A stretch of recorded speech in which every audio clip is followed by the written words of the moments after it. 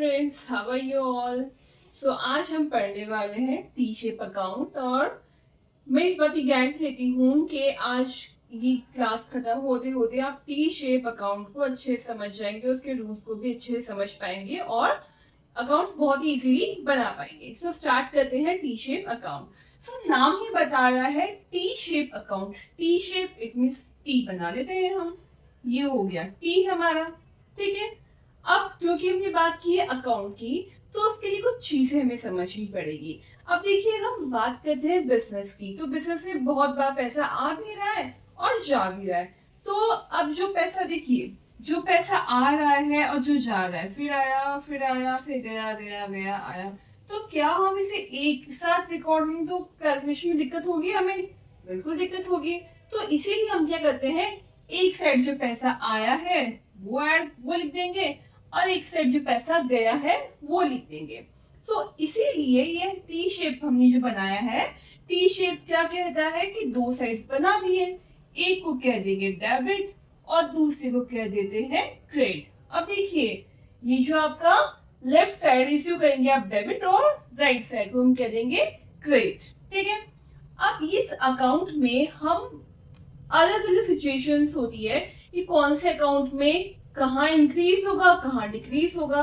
तो उसके लिए हमारा एक रूल है, हमारे डाउट्स को क्लियर करने के लिए हम एक चीज पढ़ लेते हैं जो कि है क्लियर, और इस क्लियर को पढ़ के आपके सारे डाउट्स जो होंगे वो क्लियर हो जाएंगे। तो देखिए, ये क्लियर अब है क्या। ठीक है, so C stands for capital, L stands for liabilities, E stands for expenses, A stands for assets and R stands for revenue। तो ये तो हुआ हमारे क्लियर का फुल फॉर्म। अब देखिए, E और A यानी कि एक्सपेंसेस और एसेट्स के केस में अगर एक्सपेंसेस इंक्रीज होती है या फिर असेट्स इंक्रीज होते हैं, तो हम क्या लिखेंगे, हम उसे लिखेंगे डेबिट साइड में, यानी डेबिट साइड में क्या हो जाएगा, इंक्रीज हो जाएगा और क्रेडिट साइड में डिक्रीज। ठीक है, अब ऐसे ही जो रिमेनिंग आपकी है कैपिटल, लायबिलिटीज और रेवेन्यू, अब इनके केस में क्या होगा, अगर ये इंक्रीज हो रही है तो हम क्या करेंगे, क्रेडिट साइड में इसका इंक्रीज करेंगे और डेबिट साइड में इसका डिक्रीज करेंगे। इसे क्लियर कर देते हैं, बहुत डाउट नहीं हुआ। ठीक है, तो ये है हमारा क्लियर। क्या कहता है clear, seize capital, liabilities, expenses, assets and revenue. अब अगर आपकी एक्सपेंस और एसेट्स इंक्रीज होते हैं तो हम डेबिट में इंक्रीज करते हैं और क्रेडिट में डिक्रीज करते हैं। ऐसे ही अगर आपके कैपिटल, लायबिलिटी और रेवेन्यू इंक्रीज होती तो उसे हम क्रेडिट साइड में इंक्रीज करते हैं और डेबिट साइड में डिक्रीज करते हैं। इतना क्लियर है। अब एक एग्जांपल के थ्रू चीजों को और ज्यादा क्लियर कर लेते हैं। तो एग्जांपल देखते हैं। क्वेश्चन क्या है हमारा, क्वेश्चन है open T shape account for machinery and right the following on the proper side. तो हमें क्या करना है, मशीनरी अकाउंट बनाना है। ठीक है, तो टी शेप अकाउंट बनाना है। अगेन ये टी हो गया, बनाना क्या है हमें, मशीनरी अकाउंट। ठीक है, अब मशीनरी अकाउंट हमने बना लिया। अब मशीनरी क्या होती है हमारी, मशीनरी होती है हमारी असेट। असेट के इसमें क्या पढ़ा था हमने, इंक्रीज का आएगा डेबिट साइड में और डिक्रीज क्रेडिट साइड में। सो हमने मेंशन किया है, डेबिट में क्या हो जाएगा, इंक्रीज हो जाएगा और क्रेडिट में डिक्रीज हो जाएगा। ये माइनस और प्लस आपको एग्जाम में मेंशन नहीं करना है, सिर्फ हमारे समझने के लिए है, जब तक रूल्स प्रॉपर समझना आ जाए। ठीक है, तो यहाँ पे क्या लिखेंगे हम, particulars amount, particulars and amount. So देखिए क्या कहता है question, machinery purchase for 5 lakh rupees. Machinery purchase की है, मशीनरी बढ़ रही है, तो क्या मेंशन करेंगे, डेबिट साइड में। ठीक है, इंक्रीज कहाँ आ रहा है, डेबिट साइड में। अच्छा, एक चीज और देखिए, डेबिट में हम जो भी एंट्री करेंगे उससे पहले हम टू लगाएंगे और क्रेडिट साइड में जो भी एंट्री होगी उससे पहले बाय लगेगा। ठीक है, अब मशीनरी परचेज की है 5 लाख रुपीज की, परचेज किया है यानी मशीनरी आई और गया क्या है हमारे पास से, कैश गया, पैसा गया है। सो टू कैश अकाउंट करके हमने यहाँ मेंशन कर दिया 5 lakh rupees. Next is machinery sold 1,20,000, machinery गई है तो बदले में क्या आया होगा, अगेन पैसा आया है। So by cash account 1,20,000।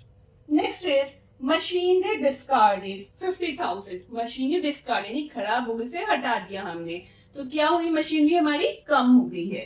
तो क्या आ जाएगा, बाय मशीनरी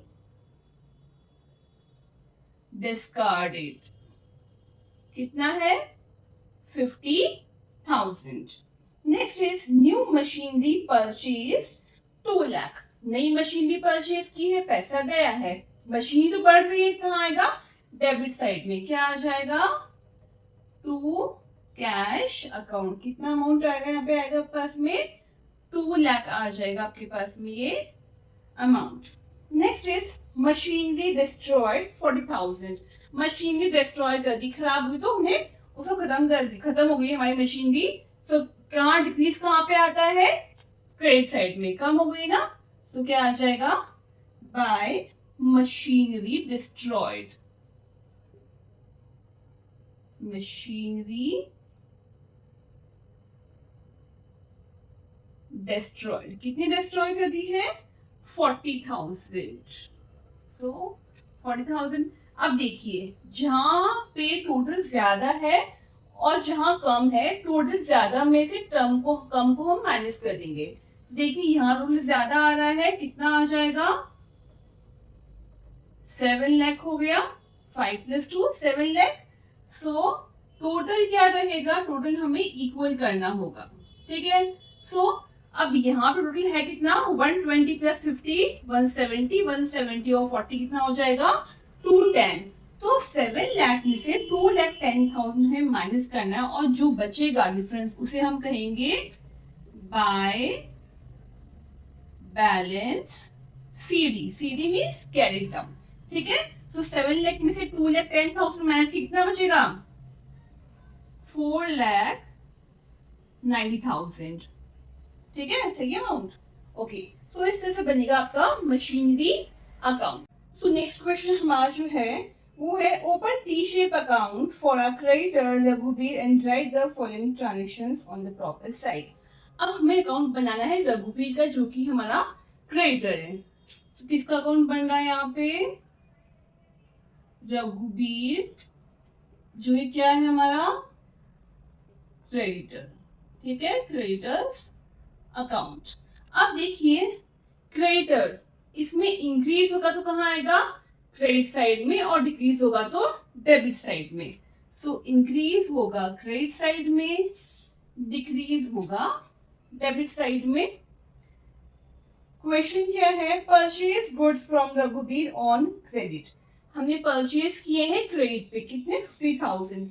अब परचेज किया है क्रेडिट पे, क्रेडिट क्या हो गए हमारे क्रेडिटर्स, इंक्रीज हो गए, इंक्रीज कहाँ पे आ जाएगा हमारा, क्रेडिट साइड में। क्रेडिट साइड में क्या लगाते हैं हम, पहले बाय, अब बाय क्या आएगा, हमने परचेज किया है, सो आ जाएगा बाय परचेज। अच्छा यहाँ परचेज क्यों लिखा है, अभी हमने परचेज किया है लेकिन पैसा दिया नहीं है, तो परचेज के कारण हुआ ना, क्रेडिटर्स क्रिएट हमारे, तो बाय परचेज कर दिया हमने, कितना अमाउंट आ जाएगा, 50,000 आ जाएगा आपका amount. Next, return goods to Raghubir ₹5,000, और कुछ सामान है पसंद नहीं आया तो हमने वापस रिटर्न कर दिया, तो रिटर्न कर दिया, इट मींस क्रेडिटर्स कम हो गए, तो क्या करेंगे, यहाँ पे क्या ऐड करेंगे, पहले 2, क्या मेंशन कर देंगे, 2 गुड्स रिटर्न, या फिर हम कह सकते हैं परचेज रिटर्न, ठीक है, 2 परचेजेस रिटर्न, कितने रिटर्न किया है हमने, 5,000 का, ठीक है। नेक्स्ट हमने किया है पे टू रघुबीर 30,000, पैसा दे दिया है, यानी क्रेडिटर्स क्या हो गए, कम हो गए, कम कहाँ आ जाएगा, डेबिट साइड में, टू कैश अकाउंट, कितना अकाउंट कम होगा, 30,000 हमने पे किए हैं, ठीक है। Next is purchase goods from Raghubir on credit rupees 16,000, again purchase किए क्रेडिट पे, तो क्या आ जाएगा, बाय परचेजेस, कितना हो जाएगा, 16,000 जो अमाउंट है वो मेंशन कर दिया हमने। Next is pay to Raghubir 20,000, अब 20,000 और पे कर दिया रघुबीर, क्या हो जाएगा, टू कैश अकाउंट में पैसे दे दिए, क्रेडिटर्स कम हो गए हमारे, सो हमने डेबिट साइड में मेंशन कर दिया।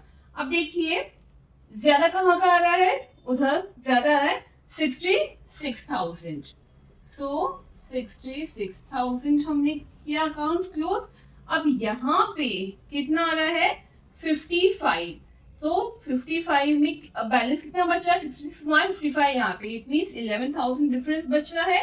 कैसे 11,000, देखिए 66,000 उधर का टोटल हो गया, यहाँ का हो गया 55,000, तो कितना हो गया 11,000, ठीक है।